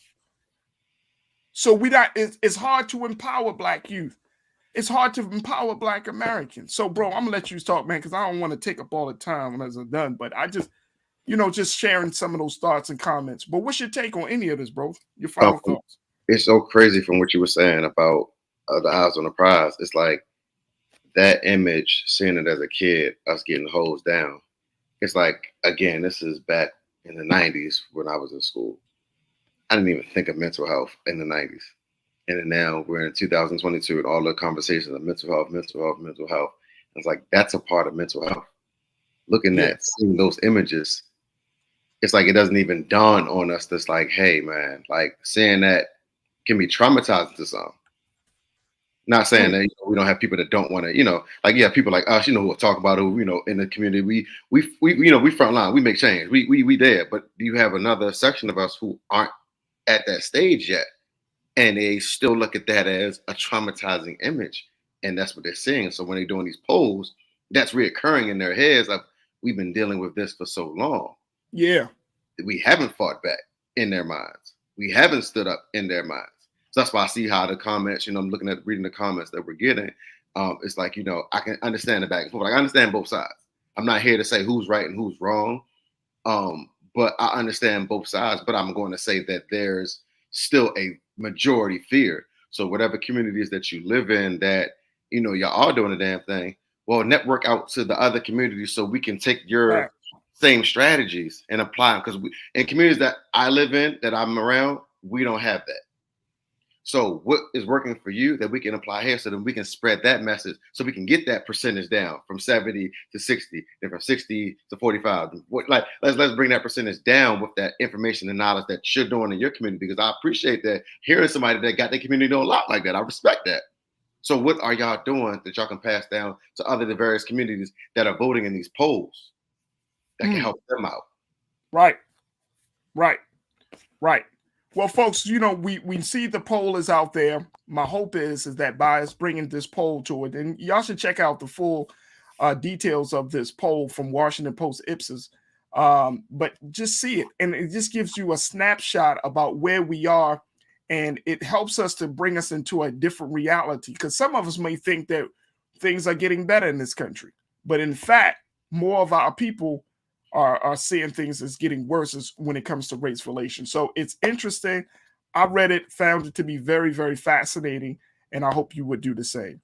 Folks, we got to take a quick pause, Jules. We're going to take a quick break. When we come back, let's talk about Exotic Pop.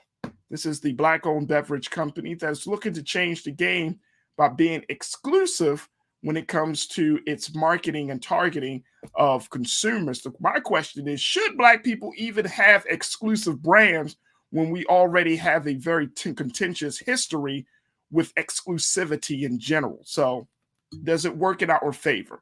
We'll have that conversation. And of course, we got Trends Post and Doing the Most. So stay with us. A lot to get you in the final 30 of the culture right here on the Black Star Network.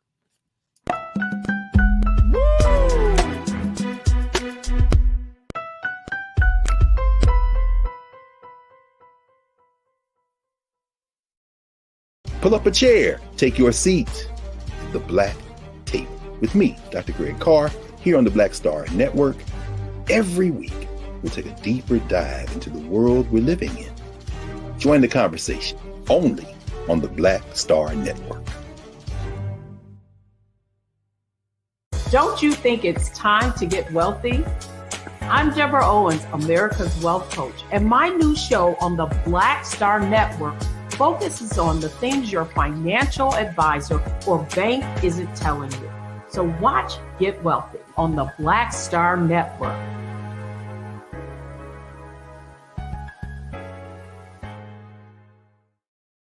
Hi, I'm Dr. Jackie Hood Martin, and I have a question for you. Ever feel as if your life is teetering and the weight and pressure of the world is consistently on your shoulders? Well, let me tell you, living a balanced life isn't easy. Join me each Tuesday on Black Star Network for a Balanced Life with Dr. Jackie. We'll laugh together, cry together, pull ourselves together, and cheer each other on. So join me for new shows each Tuesday on Black Star Network, A Balanced Life with Dr. Jackie.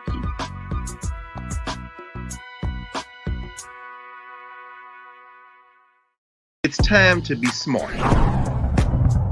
Roland Martin's doing this every day. Oh, no punches! Thank you, Roland Martin, for always giving voice to the issues. Look for Roland Martin in the whirlwind, to quote Marcus Garvey again. The video looks phenomenal, so I'm really excited to see it on my big screen. Support this man, Black Media. He makes sure that our stories are told. See, there's a difference between Black Star Network and Black-owned media and something like CNN. I got to defer to the brilliance of Dr. Carr and to the brilliance of the Black Star Network. I am rolling with Roland all the way. Honored to be on a show that you own. A black man owns the show. Folks, Black Star Network is here. I'm real revolutionary right now. Like, wow, Roland was amazing on there. Stay black. I love y'all. I can't commend you enough about this platform that you've created for us to be able to share who we are, what we're doing in the world, and the impact that we're having. Let's be smart. Bring your eyeballs home. You can't be black-owned media and be scared.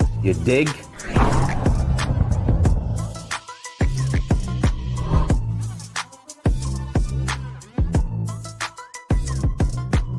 It's time to be smart. When we control our institutions, we win. This is the most important news show on television of any racial background. Y'all put $2, $3, $4, $5, $10, $15, $20, $30 on this and keep this going. What you've done, Roland, since this crisis came out in full bloom. Anybody watching this, tell your friends. Go back and look at the last 2 weeks, especially of Roland Martin Unfiltered. I mean, hell, go back and look at the last 2 days. You've had sitting United States senators today, Klobuchar and Harris. Whatever you have that you can bring to Roland Martin Unfiltered to support it, please do, because this information may literally save your life. Watch Roland Martin Unfiltered daily at 6 p.m. Eastern on YouTube, Facebook, or Periscope, or go to RolandMartinUnfiltered.com. Support the Roland Martin Unfiltered Daily Digital Show by going to RolandMartinUnfiltered.com. Our goal is to get 20,000 of our fans contributing $50 each for the whole year. You can make this possible. RolandMartinUnfiltered.com.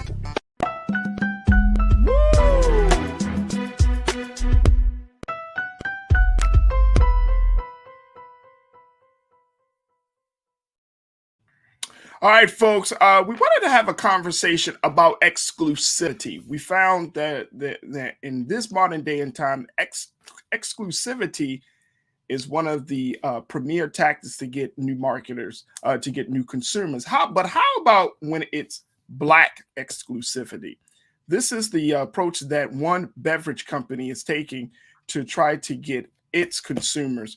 We're talking about Exotic Pop, folks. Exotic Pop. This is a Houston-based beverage company, Black-owned, known as the, quote, unique beverage boutique. They offer a rare, hard-to-find flavors of beverages and snacks that are sourced from all over the globe, and they promote creativity and individuality, which is a distinctly positive movement for pop culture as it draws legendary entertainers as well as soda connoisseurs together for a greater purpose. Now, the thing is, Exotic Pop sometimes can offer a can of soda. Check this out, folks, and I'm not making this up. They can sell a can of soda for $50. Yeah. But according to its website and to its founder, it says that it taps into the culture of exclusivity as it fetches out all of these different brands. Now, when we're talking about this culture of exclusivity, folks, when you're talking about a 12-ounce can of what they call a Dr. Pepper Fantastic Chocolate for the price of $50, or you can get a box of Michael Jordan Space Jam Wheaties for $500. According to the CEO and founder, Charleston Wilson, he said that everybody wants something that nobody has. And I'm wondering, is that a good marketing strategy? Let me bring back hip hop artist and activist Jules P., Culture Crew member. Jules, when you look at exotic pop and the approach that they made, now let's keep it real. I'm not talking about some mom and pop store, pardon the pun, some mom and pop operation, but because they actually were able to turn a profit just in 2021, they made $6 million in profit, which is really strong, right? It's a strong situation. But it's this whole idea of exclusivity. Now, and of course, I could be wrong, folks, so I don't mind saying that. But it's this whole idea, Jules, of having a Black company marketing itself on exclusivity. I mean, if you're selling $50 for a can of soda, $500 for a box of cereals, and, you know, because it's coming from all over the world, you justify, which is not a problem. I love that. But why make it exclusive when we as Black people have always been left out of so many other things? Why make this exclusive? What do you think the rationale really is behind this whole project and this whole marketing? I feel like there's also been an advancement of some Black people in position and in life, not even just talking about entertainers, but I'm talking about, you know, people that just finally getting, you know, supervisor positions at a white job, or, you know, a white corporation, or manager positions. It's like now they're finally getting Blacks, African Americans involved in these jobs. So now there is a level of exclusivity that we can afford, if that makes sense. So now that we're actually finally getting in those positions where we're able to afford different things that we weren't able to afford before, you know, I understand how they're marketing. Like, I always look at it like, you know, even in different neighborhoods and communities that are not the wealthiest, it's still a lot of designer brands and designer labels being worn and purchased on a constant basis. So there is a market for exclusivity, regardless of what your financial background is, truth be told. I mean, there's always a way to get something. So I'm for it. And only reason I'm really for it, because I discovered about the company, I want to say 2 years ago, be what, 2020. I love, you know, I follow a lot of what Killer Mike does, and Georgia's, you know, the worst, you know, state, but, you know, I follow a lot of what Killer Mike does in Atlanta. And yeah, I remember when he was on the Breakfast Club talking about Coca-Cola, and that was the site that has it. I think they got it right now for like $50 on there. So it's like, I remember him talking about it, and, like, you know, I follow a lot of Killer Mike, because he's like I know my title says hip hop and activist. Like, no, he's hip hop, and he's that's my guy. I love listening to him talk. I love watching him. Like, I love how he moves. I love how he operates. So that's like my go-to of looking at for information a lot of times in my field of hip hop and activism. So I remember when he was, you know, first pitched Coca-Cola and was talking about it, and then I seen how much it was. I'm like, okay, well, I mean, I get it. I mean, again, the exclusivity, I see your standpoint too. It's like, hey, I do a comparison, like, all right, we all know Jordans and LeBrons are like, you know, $200 in the stores. But then, you know, back in the day, you know, we old school basketball. We know Stephon Marbury had his shoes at Kmart. Right. And then Shaq just left his, part of a Reebok deal to get shoes in Walmart to make it affordable for people that couldn't afford, you know, the name brand shoes. So I get that part. So it's like, I understand, you know, making products for things that we can afford, but it's also about culturally dominating a market, because if you look at sodas now, like Sprite, Coca-Cola, let's say, we'll just go with the corporations, Coca-Cola and Pepsi, how much they sell their sodas for. And then you look at, you know, what this company is doing, it's like, you know, I want to support black, but Coke and Pepsi is selling that for, you know, the bottle, the 20-ounce bottle of soda on the website is $5, but Coke and Pepsi only selling it for $52. You know, who would I go? Do I go cheaper or do I buy black? So it's like, I get the conflict and confusion, but I mean, I don't know. It's like, you know, I think of like, you know, rap snacks and things like that. I mean, we're in the culture as far as, you know, getting into the stores. I see, you know, especially Master P alone. I mean, if anybody want to follow somebody that's getting product out here, Master P is doing his thing, man. Right. He had a product. He had a new product every day. Every day.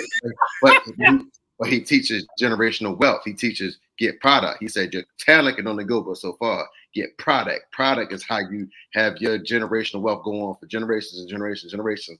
I mean, he's taking stuff like noodles, cake mix, pancake mix, like anything that we buy from the store, he's put in his business scheme and his business model, his shoes. Like it just, I mean, so I understand it. Like, so I get it from both points. I mean, I see the exclusivity, but I also see from your standpoint, like, let's make it so we can still get access and gain to it. But I mean, I guess, you know, different business models for different, you know, strategic ways. I mean, I get the different business model, and like I said, this is not a shade on having a soda company or having a beverage company. And I know some of our watchers, Janae checked in, and Janae made this point. Let's post Janae's comment around this. She said, I thought we were getting off of soda.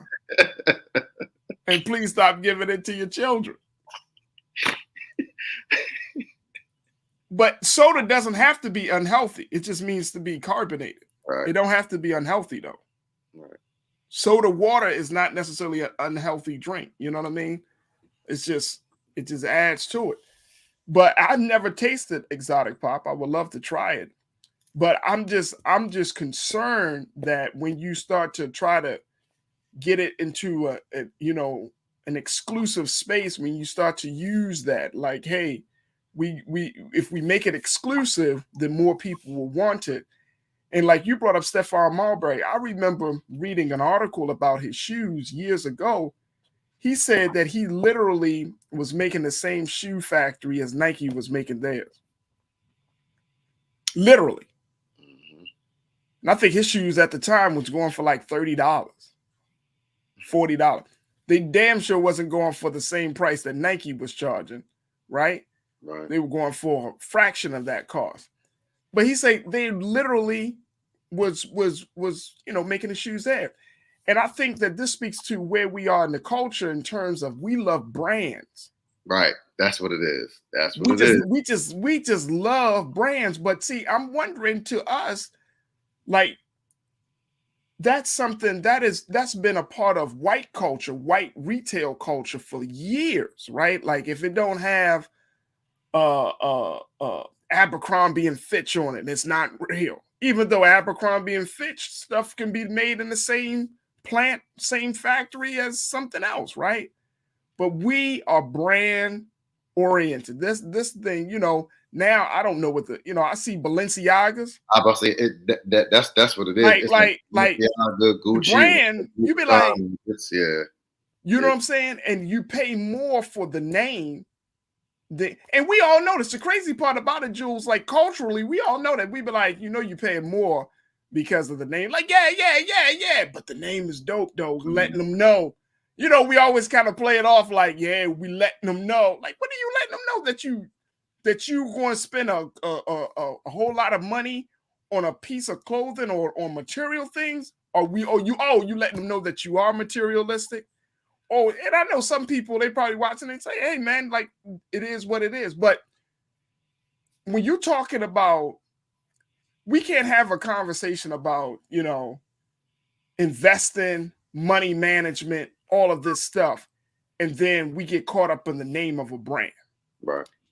And so that's the part about it. It's like, are we continuing that behavior? Are we continuing that part of the culture where it's like, no, I don't drink Sprite, I drink exotic pop? But that's what it's extended to. That's exactly what I'm saying. Yeah. Like the whole branding, exclusive thing. It Like, you're not up on this. Like, if you ain't up on this, you're not a good person. See, that's the psychology behind all of that is, if you buy this product will make you better because you purchased this product. That's the psychology, right? The psychology is this product will make who you are. And I'm questioning and I'm challenging that by saying that's the same psychology that got us in a space that we're in today, where people see themselves bigger than the rest of us. Right. You know, and I don't know if that works for Black folks. Like,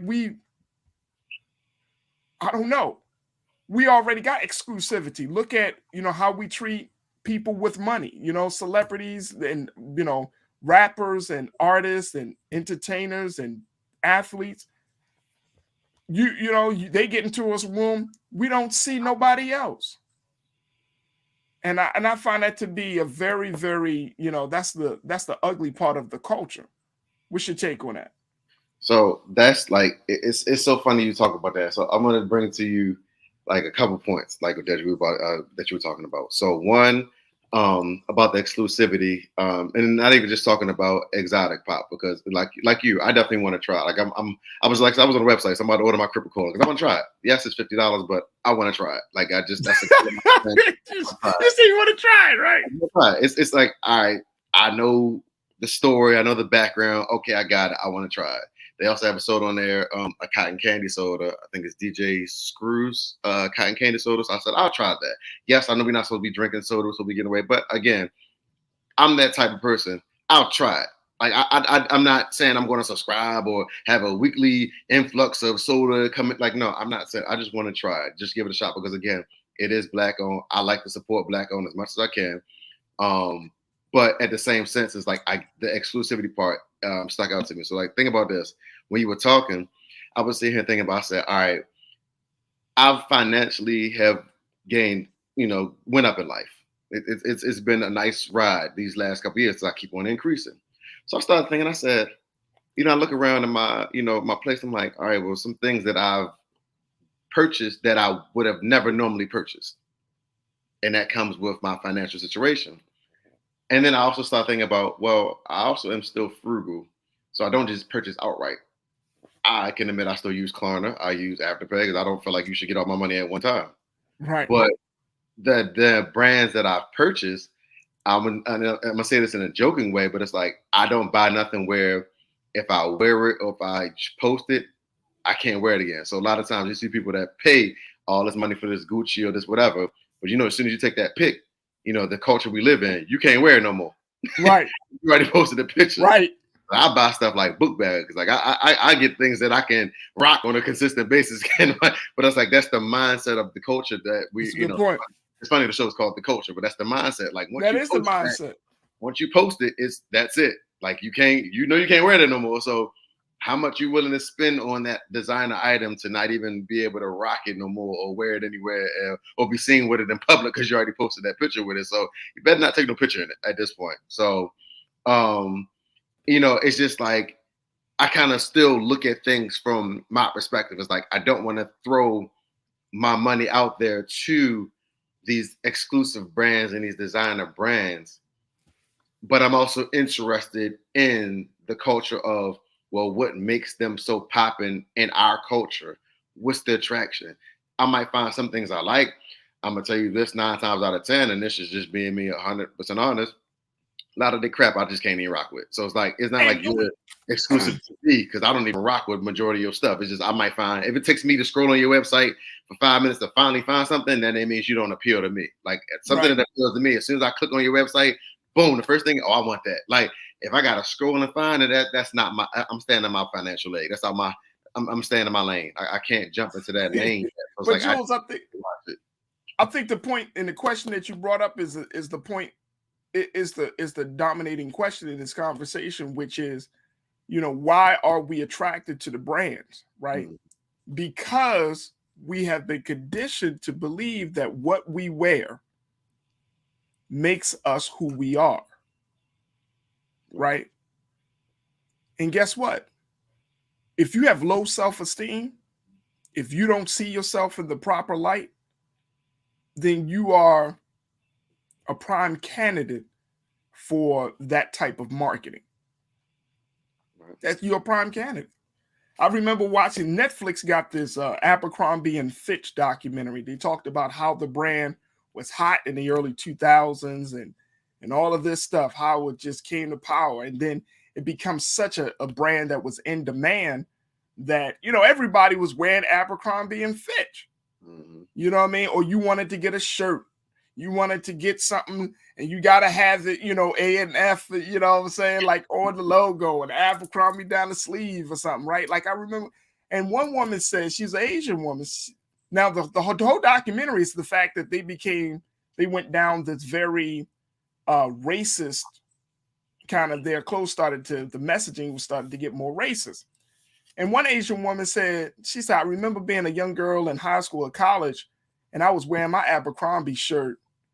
You know, she showed all these pictures. She was like, that was the only item I had for Abercrombie. But when I would hang out with certain group of friends, I'm rocking my Abercrombie because it made me feel like I'm somebody, made me feel accepted. And that's what it is.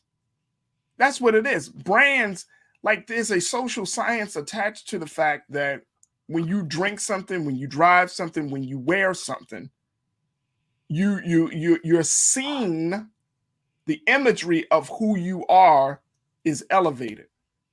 That's the whole purpose for Instagram, right? Like if you're sitting in front of a Maserati or a Tesla, you know what I mean? People are going to assume that that's your car. They don't think that you walking like you're in Miami. You just happen to walk by one and you're like, yeah, yo, this is what I want. Versus that being the truth. So I'm just saying like it really speaks to where we are in you know, emotionally and mentally and psychologically, where we look to things outside of ourselves to make us believe that that's going to compensate for the lack inside of ourselves. And I think that's the problem. Can I go ahead, bro. You got about 30 seconds. All right, so I got a quick joke story from this weekend. All right, go ahead. So I had to go to a funeral for a family member this weekend, but it was me and Pops riding together all weekend. Pops has a brand new BMW. Now I'm not into all luxury cars and all this other stuff, blah, but like that. That's, you know, his thing. I love it. But we were about to leave and we're getting on the highway to go home. My man dropped the top. So I'm riding in the 2022 BMW convertible. I ain't gonna front Farajii. I sat there for him and I was like, I ain't into, you know, money and stuff like that and exclusive and luxury cars, but this different. this feel good. Like you feel like money riding in that. That thing's pretty. Like and I'm like, look, I get it. I get it. I'm not for it personally, but I get it. I get it, man. I get it. No, I mean, that's natural, right? Because we all see ourselves, I think naturally, and as we close out this part of the conversation, I think it's natural for us to see ourselves as being great, as being somebody, right?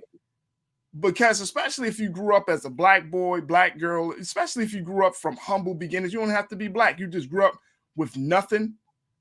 By the time you get something, oh, you going all out, right? I mean, that's just the way it is. That's our culture. That's the American culture. That ain't just black culture. That's the American culture. The American culture says things make you who you are. Clothes make you who you are. You could be a terrible human being. You could be nasty to people. You may not give no money to the homeless. You know what I'm saying? You're not volunteering for no cause. But if you wear certain things, if you drive a certain thing, guess what? You are considered to be great, a great human being. And I often push back on that. I'm very laid back. I'm very low key. You know what I'm saying? Like I don't need brands to define who I am. Brands are what I drink. Brands are what I eat.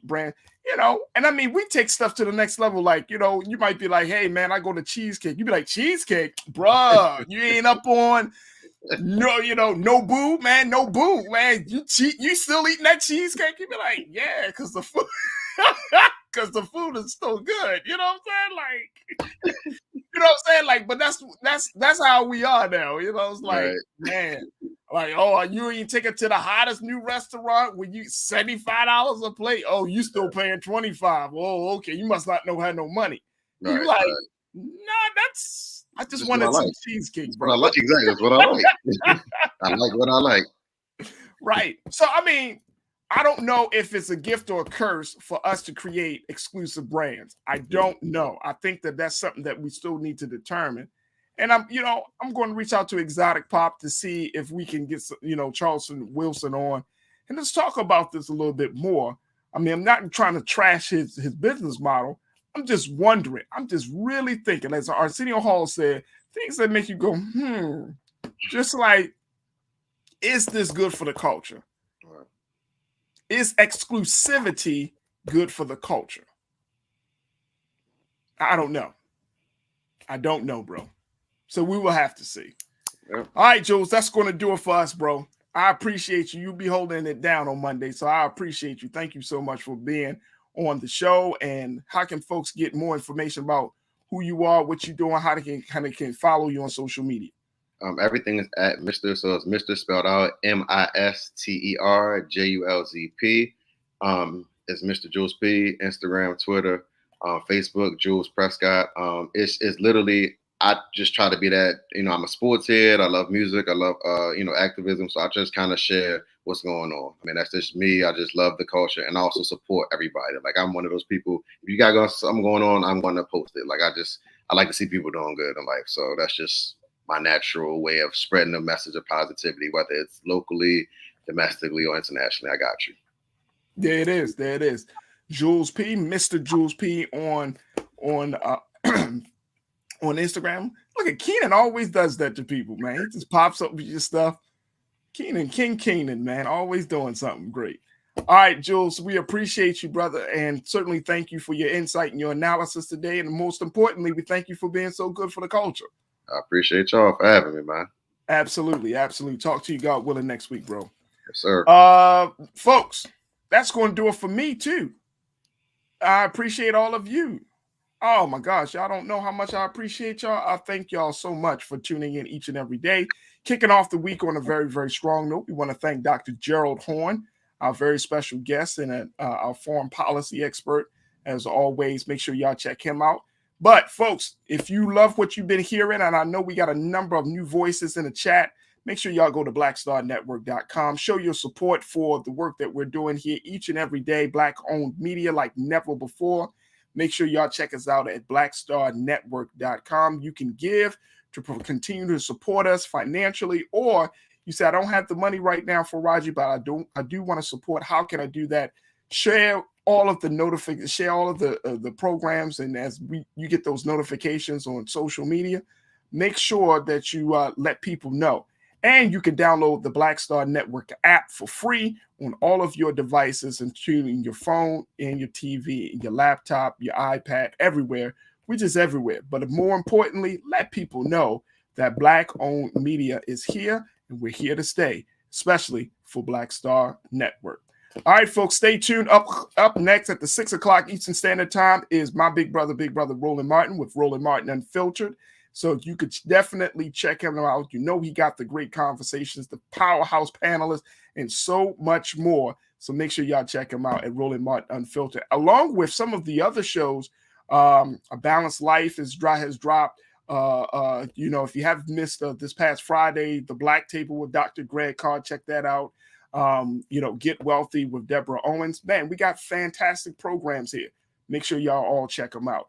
All right, as always, that's going to do it for B, but never be afraid to challenge what's wrong. Stand for what's right while being yourself in the process. God willing, we'll talk tomorrow for another exciting edition of The Culture right here on the Black Star Network. Talk to you tomorrow.